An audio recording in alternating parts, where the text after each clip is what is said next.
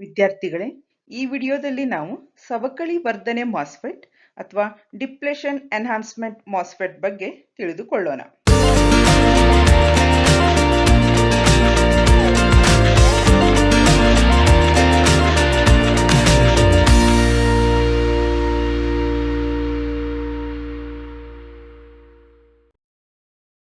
ಮೊದಲಿಗೆ ಈ ಸವಕಳಿ ವರ್ಧನೆ ಮಾಸ್ಫೆಟ್ ಈ ಚಿತ್ರದಲ್ಲಿ ತೋರಿಸಿರುವಂತೆ ಸಾಧನದ ಅಡ್ಡ ವಿಭಾಗವು ಇಮಾಸ್ ದಟ್ ಈಸ್ ಎನ್ಹಾನ್ಸ್ಮೆಂಟ್ ಮಾಸ್ ಟ್ರಾನ್ಸಿಸ್ಟರ್ಗೆ ಹೋಲುತ್ತದೆ.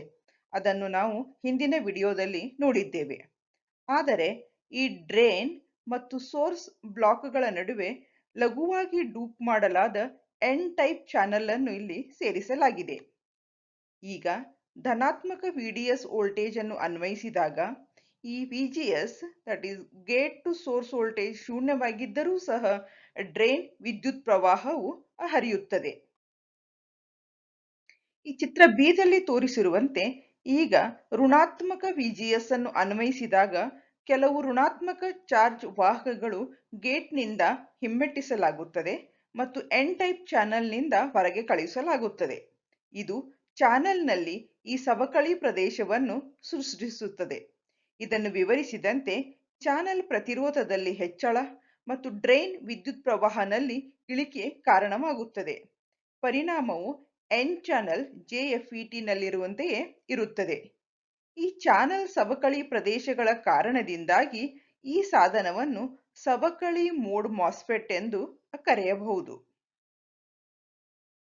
ಈಗ ಧನಾತ್ಮಕ ಗೇಟ್ ಸೋರ್ಸ್ ವೋಲ್ಟೇಜ್ ಅನ್ನು ಅನ್ವಯಿಸಿದಾಗ ಏನಾಗುತ್ತದೆ ಎಂಬುದನ್ನು ಪರಿಗಣಿಸೋಣ. ಹೆಚ್ಚುವರಿ ಎನ್ ಟೈಪ್ ಚಾರ್ಜ್ ಕ್ಯಾರಿಯರ್ಗಳು ತಲಾಧಾರ ಅಥವಾ ಸಬ್ಸ್ಟ್ರೇಟ್ದಿಂದ ಚಾನಲ್ಗೆ ಆಕರ್ಷಿತವಾಗುತ್ತವೆ, ಅದರ ಪ್ರತಿರೋಧವನ್ನು ಕಡಿಮೆ ಮಾಡುತ್ತದೆ ಮತ್ತು ಡ್ರೈನ್ ಕರೆಂಟ್ ಅನ್ನು ಹೆಚ್ಚಿಸುತ್ತದೆ. ಆದ್ದರಿಂದ ಈ ಸವಕಳಿ ಮೋಡ್ ಮಾಸ್ಫೆಟ್ ಅನ್ನು ವರ್ಧನೆ ಮೋಡ್ ಸಾಧನವಾಗಿಯೂ ಅಥವಾ ಎನ್ಹಾನ್ಸ್ಮೆಂಟ್ ಮೋಡ್ ಸಾಧನವಾಗಿಯೂ ನಿರ್ವಹಿಸಬಹುದು. ಹೀಗಾಗಿ ಈ ಸಾಧನಗಳನ್ನು ಸವಕಳಿ ವರ್ಧನೆ ಮಾಸ್ಫೆಟ್ ಅಥವಾ ಡಿಪ್ಲೇಷನ್ ಎನ್ಹಾನ್ಸ್ಮೆಂಟ್ ಮಾಸ್ಫೆಟ್ಗಳು ಎಂದು ಉಲ್ಲೇಖಿಸಬಹುದು.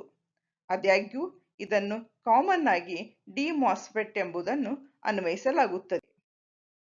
ಈಗ ನಾವು ಡ್ರೈನ್ ಮತ್ತು ವರ್ಗಾವಣೆಯ ಲಕ್ಷಣಗಳನ್ನು ನೋಡೋಣ. ಈ ಡಿ ಮಾಸ್ಫೆಟ್ಗಾಗಿ ವಿಶಿಷ್ಟವಾದ ಡ್ರೈನ್ ಮತ್ತು ವರ್ಗಾವಣೆ ಗುಣಲಕ್ಷಣಗಳನ್ನು ಚಿತ್ರದಲ್ಲಿ ತೋರಿಸಲಾಗಿದೆ. VGS ಋಣಾತ್ಮಕವಾಗಿದ್ದಾಗ ಈ ಸಾಧನವು ಸವಕಳಿ ಕ್ರಮದಲ್ಲಿ ಕಾರ್ಯನಿರ್ವಹಿಸುತ್ತದೆ ಮತ್ತು VGSನ ಧನಾತ್ಮಕ ಮಟ್ಟಗಳನ್ನು ಬಳಸಿದಾಗ ವರ್ಧನೆ ಕ್ರಮದಲ್ಲಿ ಇದು ಕಾರ್ಯನಿರ್ವಹಿಸುತ್ತದೆ. ಈಗ ನಾವು ಎನ್ ಚಾನೆಲ್ ಸವಕಳಿ ವರ್ಧನೆ ಮಾಸ್ಫೆಟ್ಗಾಗಿ ಸರ್ಕ್ಯೂಟ್ ಚಿಹ್ನೆಗಳ ಬಗ್ಗೆ ತಿಳಿಯೋಣ.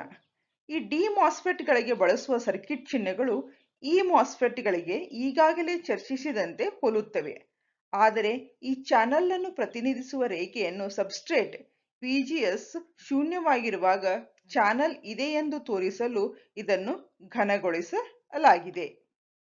ಧನ್ಯವಾದಗಳು.